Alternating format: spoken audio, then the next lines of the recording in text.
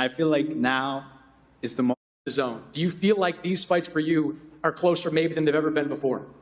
Oh yeah, absolutely. You know, I did a couple interviews earlier, and they were talking about would you want to fight these guys, and I feel like now is the most realistic. You know, you're gonna see me fight later on this year. You're gonna see Vergil fight again later on this year, Ennis, Kelly, all these guys fight again, and you're gonna question, why aren't these guys fighting each other? Well, now they fight on the same thing, so I mean, like, let's make it happen, no?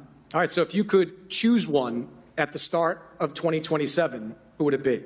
Oh, there's a name calling me out right now, so I think Ennis would be the first one for sure. So what did you think of Boots, his performance against Xander Zayas? It was good. It was a good performance. You know, he did his thing. I mean, Zayas did his thing too. We saw. I mean, I didn't watch the whole fight. I saw the highlights of the third round. I saw the stoppage. You know, but I'm pretty sure that's the key points of the fight, right? But you know, I saw some questionable things in the third round. Bro, did you guys just hear? Sebastian Fundora, the WBC junior middleweight champion of the world, the towering inferno.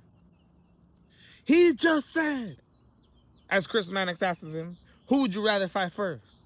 Vergil Ortiz or Jaron Ennis?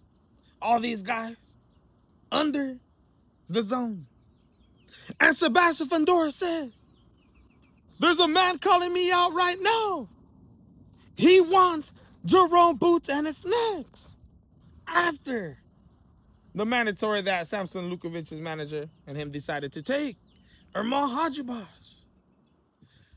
So, with that being said, ladies and gentlemen, I was going to make a completely different video reacting to what Rick Meridian had to say on Instagram and reacting to what Frank Smith and Eddie Hearn said, responding to the possibility of a Vergil Ortiz fight.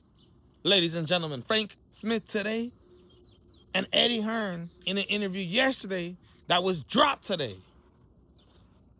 Y'all just heard Sebastian Fundora, right? He wants Ennis. What did Ennis do immediately? Right after he became the unified WBO, WBA junior middleweight champion against Xander Zayas. They tried to get the Sebastian Fundora fight. And automatically, Samson turned it down. It says they're going to be facing their non-forced mandatory in Ermal Hajibash. Everybody went crazy, called Sebastian Fundora a duck. But now, Sebastian Fundora, sitting up there by himself, says he wants to chase these world titles. And chase undisputed. Ladies and gentlemen, let me read what you guys, let me read what Rick Meridian had to say today. The biggest fight in the sport to make simply sits now at a single yes. Needed, and it's a wrap. Will Boots leave his comfort zone of being good to see if he's great?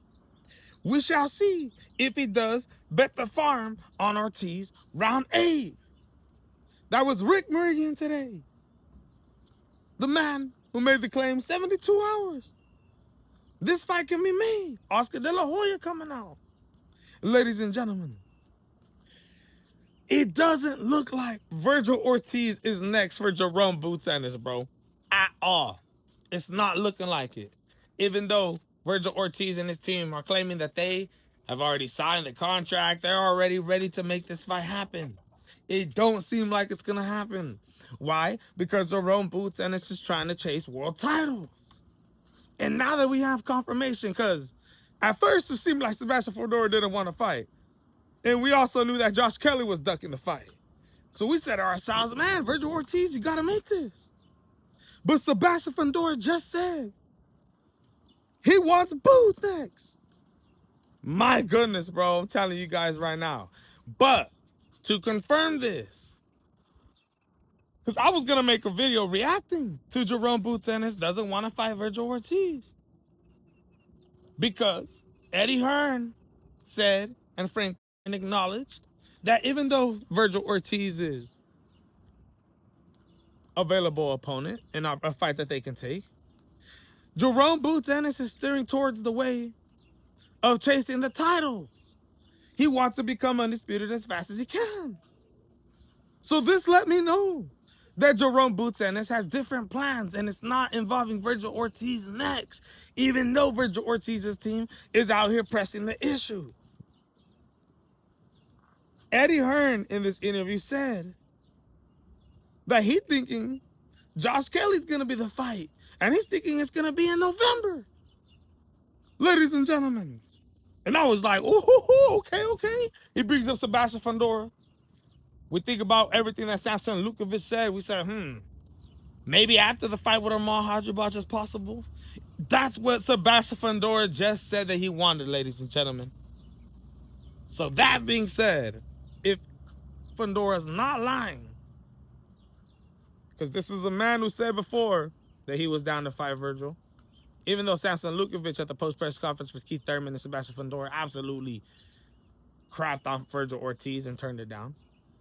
Sebastian Fundora was a guy who was talking about not caring about the other world titles. Y'all don't remember what Sebastian Fundora was saying? I'll fight these dudes, but they can keep their world titles. I don't care for them.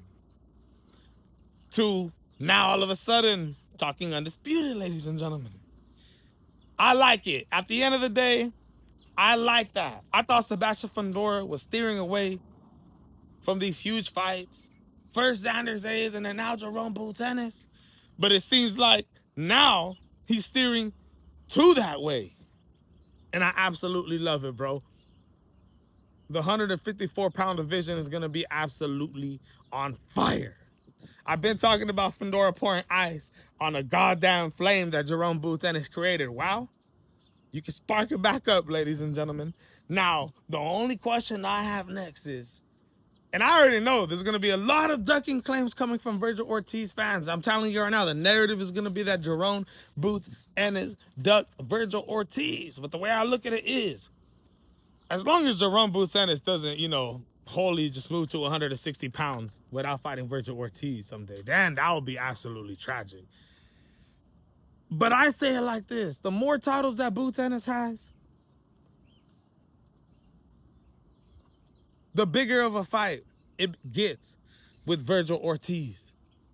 As long as Vergil Ortiz is able to walk through somebody big, stay relevant during this time, I don't know if he'll be able to lock in the Josh Kelly fight for the IBF title. I don't even know if Vergil Ortiz is interested in doing that type of second-day weigh-ins when y'all know that Vergil Ortiz has had health problems before. Definitely not a possibility, I don't believe. So, there's a lot of other options at 154 pounds, even though there's no titles there. But in order to stay relevant and to stay popping, it's going to have to be some big-name fighters like that. It's going to have to be some popular dudes in that aspect.